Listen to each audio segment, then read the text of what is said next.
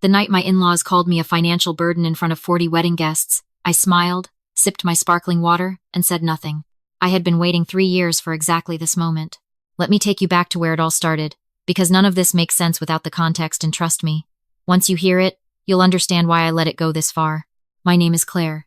I'm 31 years old, and for the better part of a decade, I have quietly built something that most people in this country spend their entire lives dreaming about. But my husband's family? They still saw me as the girl who showed up to Thanksgiving in a 5-year-old coat, the woman who married their son without a trust fund or a prestigious last name, the daughter-in-law who worked some kind of online thing that nobody at the dinner table could quite explain. My husband, Daniel, knew the truth. We had no secrets between us, but we had made a decision together, early in our relationship, to keep my business life completely separate from his family's world. His mother, Margaret, had a habit of turning every family gathering into a competition. His older sister, Vanessa, worked as a VP at a financial consulting firm in Toronto and made sure everyone within a 20-kilometer radius was aware of it. His father, Robert, was the kind of man who measured a person's worth entirely by their salary and their postal code. Daniel was different.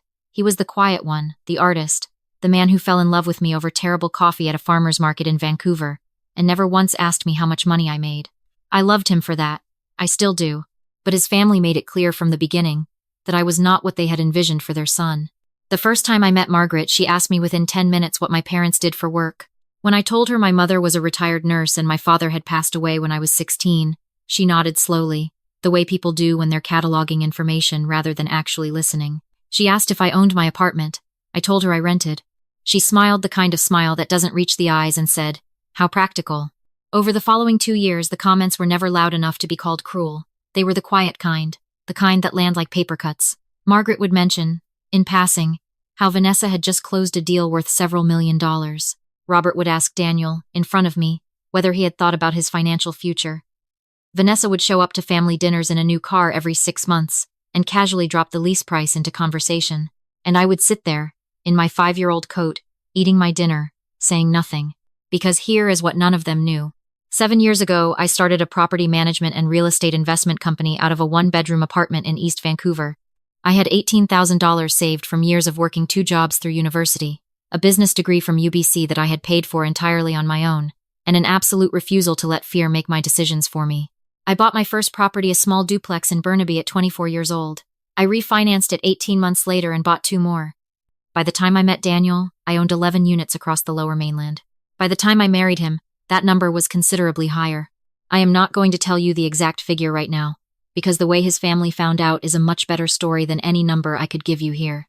What I will tell you is that by the spring of last year, my company managed properties across British Columbia and Alberta, had a small but growing portfolio in Ontario, and had been quietly shortlisted for a regional business award that I had declined, because accepting it would have required a public profile I was not ready for. Daniel and I had agreed, when the time was right, we would tell his family together. We wanted it to be calm, intentional, on our terms. His family had other plans. It started 3 months before the wedding. Daniel and I had gotten engaged the previous autumn, a quiet proposal on the seawall in Vancouver. Just the 2 of us, exactly the way I wanted it. When we told his family, the reaction was warm enough on the surface, but I could see Margaret doing the math in real time. A daughter-in-law with no visible income, no family money, no property. Her son, a graphic designer who made a comfortable but not extravagant living. She smiled and hugged me, and immediately began talking about venue budgets. The wedding planning became the first real battleground. Margaret assumed, without asking, that Daniel's family would be covering the majority of the costs. She presented a venue in Mississauga that cost $42,000 for a single day. She talked about caterers and florists and photographers, with the confidence of someone who had already decided how the story ended. When I suggested, gently, that Daniel and I had our own budget and our own vision, she looked at me with genuine confusion. "Claire," she said over the phone, her voice careful and measured, "I just want to make sure Daniel has the wedding he deserves." I let that sentence sit in the air for a moment before I replied. "So do I said. "That's why we've got it handled." There was a pause. Then, "Well, if you're sure. We planned our own wedding. We paid for it ourselves. It was exactly what we wanted: 200 guests, a venue in the Okanagan overlooking a vineyard, beautiful food, a band that played until midnight. It cost more than Margaret's Mississauga option, as a matter of fact, but that is a detail that will become relevant shortly. The wedding was on a Saturday in late June. The incident happened at the rehearsal dinner the Friday before. Margaret had insisted on hosting the rehearsal dinner herself, which Daniel and I had agreed to because it felt like a reasonable compromise. She chose a private room at a restaurant in downtown Kelowna. 40 guests. A set menu. Robert made the reservations, Vanessa handled the seating chart, and I was told, politely but firmly, that my input was not necessary. I should have read that as a warning. I arrived with Daniel at 7 in the evening. My mother was already there, seated near the back with my maid of honor, trying to make conversation with Robert's brother, who was describing his investment portfolio to anyone who would listen. I kissed my mother on the cheek, found my seat, and settled in. The first 45 minutes were fine. Dinner was served, wine was poured. Daniel gave a small, genuinely funny speech about how we met. My maid of honor told an embarrassing story about me that I had specifically asked her not to tell, and everyone laughed, and for a moment it actually felt like a family gathering rather than a performance. Then Robert stood up. He tapped his glass and smiled the way he always smiled, broad, confident, the smile of a man who had rehearsed what he was about to say. "I want to take a moment," he said, "to speak honestly, the way fathers do." I felt Daniel's hand fin on the table. "Daniel is our son," Robert continued, "and we have always wanted the best for him. He has worked hard. He has built a good life. And tomorrow, he is going to marry someone who a pause, a breath, a smile that I recognized as deliberate, we hope will grow alongside him. Grow alongside him. I kept my face completely still. "Daniel has always had a generous heart," Robert said, "sometimes too generous. We just want to make sure," another pause, and he looked at me now, directly, the smile still in place, that the people in his life are with him for the right reasons. The table went quiet. Margaret was looking at her wine glass. Vanessa was looking at me with the faintest trace of satisfaction at the corner of her mouth. My mother, across the room, had gone very still. Daniel started to stand up. I put my hand on his arm. "It's fine," I said quietly. "It is not, Daniel." I looked at him. "I've got this." He sat back down, jaw tight, eyes telling me that whatever I was about to do, he was 100% behind it. I did not stand up. I did not raise my voice. I picked up my glass, took a slow sip, and looked at Robert across the table. "Thank you, Robert," I said pleasantly. "I appreciate you looking out for Daniel. I do. That's what good parents do." Robert nodded, looking slightly uncertain about where this was going. "I want to reassure you," I said, "that I am absolutely with Daniel for the right reasons. I fell in love with him because he's kind and funny, and because he once drove 2 hours in a snowstorm to bring me soup when I had the flu, and I knew then that I was going to marry him." A few people at the table smiled. My mother exhaled. "But I want to be clear about something," I continued. Still pleasant, still calm. "I don't need Daniel's money. I never have. And tomorrow, when we get married, we will be building a life together as equals." Robert opened his mouth. "I'm not finished," I said, still smiling. The table went very quiet again. "I've spent the last 3 years listening to comments about my coat and my rental history and my online thing," I said. "I have been patient because I love your son and I didn't want to make things uncomfortable. But I think, the night before my wedding, I'm entitled to at least a little bit of honesty." I reached into the bag hanging on the back of my chair. I had planned for this. I had known, somewhere in the back of my mind, that the rehearsal dinner was going to be the moment, because Robert had never been able to resist an audience. I placed a folder on the table in front of me. "This," I said, sliding it toward the center of the table where Robert and Margaret could see it, "is a summary of my company's portfolio as of last quarter." Margaret looked at it without touching it. "I own and manage 147 residential and commercial units across British Columbia and Alberta," I said, keeping my voice even and conversational, the way you'd describe the weather. "I also have 17 properties in Ontario, 3 of which are in this province." I paused. "One of them is in this city." Vanessa's expression shifted.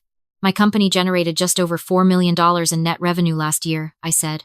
"I have 11 full-time employees. I have been pre-approved for a commercial acquisition in Calgary that is currently in due diligence." The table was so quiet I could hear the kitchen sounds from the other side of the wall. "I don't say this to compete with anyone," I said. "And I meant it. I genuinely meant it. I say it because I think it's important, on the night before I marry your son, that you understand exactly who you're having dinner with." I closed the folder. Robert was staring at it. Margaret had set down her wine glass. Vanessa, for the first time since I had met her, had absolutely nothing to say. "Now," I said, picking up my menu, "I think I'm going to have the salmon. Does anyone know if it's wild-caught? I always try to order sustainable when I can." My maid of honor made a sound that was half cough, half laugh. Daniel squeezed my hand so hard my knuckles went white. The dinner continued. It was, to put it mildly, a different atmosphere than it had been 20 minutes earlier. But the night was not over yet. Because Vanessa, to her credit or perhaps not to her credit, was not the kind of person to accept a new reality without testing it first. About an hour later, When the dessert had been served and the speeches were winding down, I noticed Vanessa and Margaret in a quiet but intense conversation at the far end of the table. I noticed it, and I noted it, and I filed it away, because I have spent 7 years in business learning that the conversations people have when they think you're not watching are the most informative ones. What happened next I did not predict. I excused myself to go to the restroom, taking my bag with me out of habit. I never leave my bag unattended. It's just something I do. When I returned to the table, the mood had shifted in a way I couldn't immediately identify. Margaret was looking at me with an expression I hadn't seen before. Not embarrassment, not anger. Something more calculated. "Claire," she said, "I think there may be a problem." I sat down. "What kind of problem?" "A bracelet is missing," she said, "from my wrist. I had it at dinner. Now I don't." I looked at her bare wrist. I looked at the table around me. "I'm sorry to hear that," I said. "Should we ask the restaurant staff?" "We've already spoken to the staff," Vanessa said, from my left, and her voice had a texture I did not like. "No one on the restaurant side has found it." I looked at her. "It was on the table," Margaret said, "when you left. And now it's gone." The words landed the way she intended them to, like a question that wasn't a question. I went very still inside, the way I go still when I'm in a negotiation, and I realized the other party has just played a card they've been holding all evening. "Are you suggesting something?" I asked, keeping my voice neutral. "I'm just noting the timing," Vanessa said. I looked around the table. Some guests were clearly uncomfortable, looking at their dessert plates. My mother had gone pale. Daniel was already on his feet. "Vanessa," he said, and his voice was quiet and very controlled, which I knew from experience was more dangerous than if he had shouted. "I'm just saying what everyone is thinking," Vanessa said. "No one is thinking that," my maid of honor said sharply. "We can check bags," Vanessa said. "If there's nothing to hide." "You will not," Daniel said. "It's fine," I said again. Everyone looked at me. I opened my bag, turned it upside down, and emptied the contents onto the table in front of me. Wallet, phone, lip balm, keys, business card holder, a folded receipt from the coffee shop where Daniel and I had stopped that afternoon, a hair elastic, nothing else. "Satisfied?" I said to Vanessa. Vanessa looked at the contents of my bag. Something moved behind her eyes, a recalibration. "Maybe it fell," one of the guests offered. "Let's check the floor," Daniel said firmly, and the energy of the table shifted as several people bent to look. One of Robert's cousins checked under the tablecloth. My maid of honor checked the chair cushions. The bracelet was found 6 minutes later, under Vanessa's chair. The room went very quiet. Vanessa stared at it on the floor near her heel, and the expression on her face was one I will remember for a long time. Not guilt, not immediately, more like the expression of someone recalculating very quickly. "It must have fallen," she said. "From my mother's wrist," Daniel said, "across the table, under your chair. These things happen." "Vanessa," Daniel's voice was flat, "stop talking." Margaret picked up the bracelet from the floor with a face I could not read. Robert was looking at the tablecloth. The 40 guests in that room were absolutely silent. I let the moment exist. I did not say a word. I did not look at Vanessa with triumph or anger or satisfaction. I looked at Daniel, and he looked at me, and something passed between us that I don't have language for, some kind of acknowledgement that this was the beginning of something rather than the end. I picked up my dessert fork. "The panna cotta is excellent," I said. "Has anyone tried it?" My mother laughed, a little shakily. The table slowly, tentatively, came back to life. "I want to tell you about the weeks that followed, because this is the part the story really needs. In the movies, scenes like the rehearsal dinner are the climax. The villain is exposed, the credits roll, everyone learns their lesson. That is not how it works in real families, in real life, in a country where people prefer to smooth things over rather than reckon with them directly. The wedding the next day was beautiful. It was ours. When Daniel and I said our vows in the late afternoon light above the vineyard, there were no undercurrents, no performances, just two people who had chosen each other. My mother cried. Daniel's grandmother, who had always been kind to me, held my hand at the reception and said, "I'm glad you stood your ground, sweetheart. That family needs it." Margaret and Robert attended. They were cordial. Vanessa gave a toast that was professionally pleasant and said absolutely nothing of substance. But over the following month, the calls started. Margaret called Daniel to say she felt the folder moment had been unnecessarily confrontational. Robert sent a long email about family unity that used the phrase "for Daniel's sake" 4 times. Vanessa texted Daniel privately to say that the bracelet situation had been a misunderstanding and that she hoped we could move past it. None of them called me directly. I found this interesting. What they did not know, what I had not yet told even Daniel in full detail, was that the Kelowna property I had mentioned at the rehearsal dinner was not a random acquisition. I had purchased it 14 months earlier as part of a commercial development project. It was a mixed-use property on a street about 12 minutes from where we had just held the rehearsal dinner. And Robert's dental practice, the one he had owned for 22 years, the one he referenced in nearly every conversation as the cornerstone of his success, leased its commercial space from a property management group. That property management group was a subsidiary of my company. I had not known this when I first acquired the asset. It came out during due diligence, in a spreadsheet line item, and when my operations manager flagged it, I sat with that information for a long time before deciding what to do about it. I chose to do nothing. I honored the existing lease terms exactly as they stood. I directed my team to manage the property with the same professionalism we applied to everything else. I told no one, but after the rehearsal dinner, after the emails about family unity, after Vanessa's text about moving past the bracelet that had somehow ended up under her chair, I called my operations manager. The dental practice lease in Kelowna, I said. When is it up for renewal? 7 weeks, she said. Pull the file for me, I said. I want to review the terms. I want to be clear about what I did and did not do here. I did not raise the rent arbitrarily. I did not threaten or pressure anyone. What I did was review a commercial lease that was due for renewal and make a business decision based on current market rates in that area, which had increased significantly over the past 3 years. The renewal offer I sent through my management company was a standard, market rate proposal. It was fair. It was documented. It was exactly what any commercial landlord in that market would have sent. Robert called Daniel 48 hours after receiving it. I was in the kitchen making coffee when Daniel came in with his phone in his hand and an expression I recognized as the particular mixture of stunned and trying not to smile. My dad just called, he said. How is he? I asked. He received a lease renewal from his property management company, Daniel said slowly. Did he? It's a significant increase. He paused. He's upset. Market rates in the Okanagan have gone up considerably, I said. It's been a challenging few years for commercial real estate. Daniel looked at me. There was a long silence. Claire, he said. Does my father lease his office from you? I poured my coffee. I took a sip. I looked at my husband over the rim of my mug.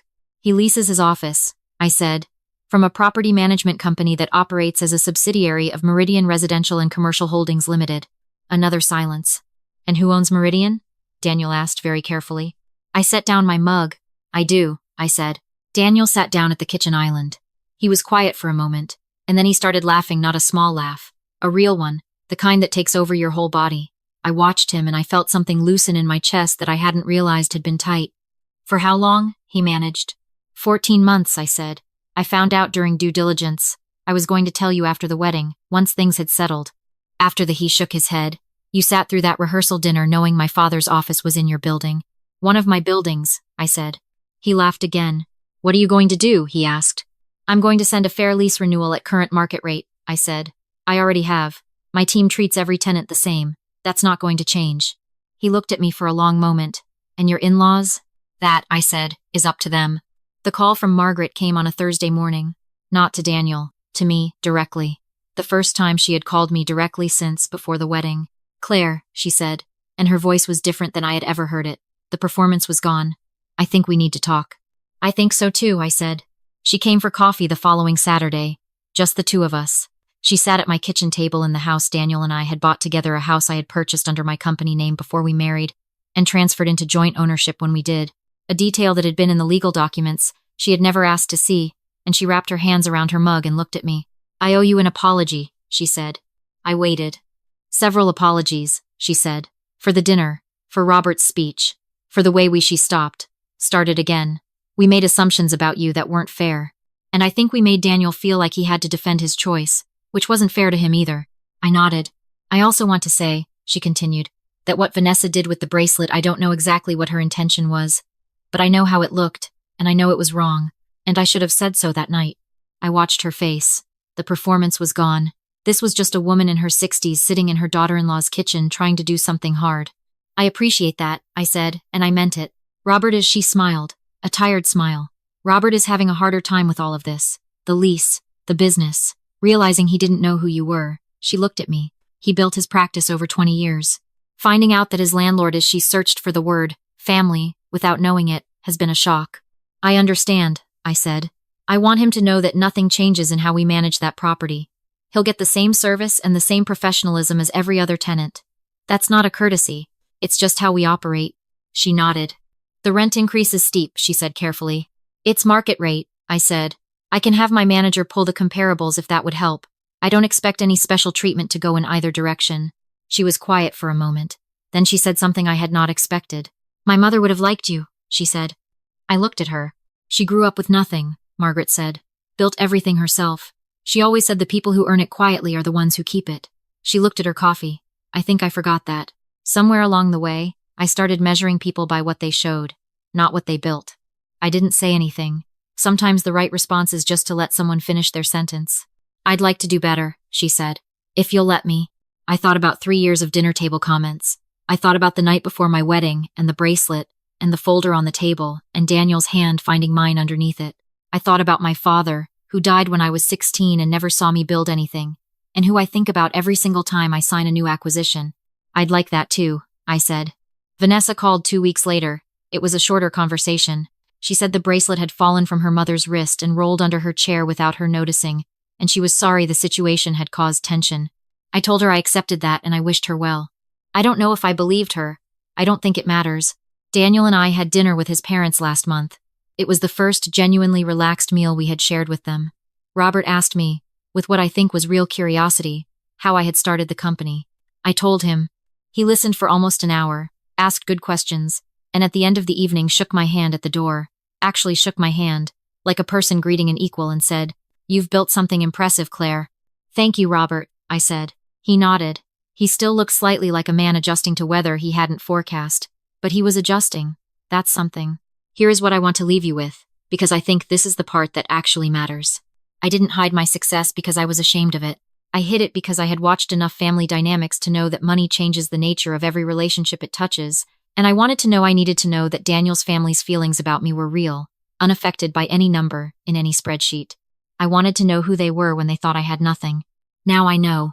And the thing about knowing the truth, even when the truth is uncomfortable, is that it gives you something to actually work with. Margaret is trying. Robert is adjusting. Vanessa and I are polite and careful with each other. The way people are when they've seen something honest about themselves that they'd rather not examine too closely. It's not a perfect family story, but it's a real one.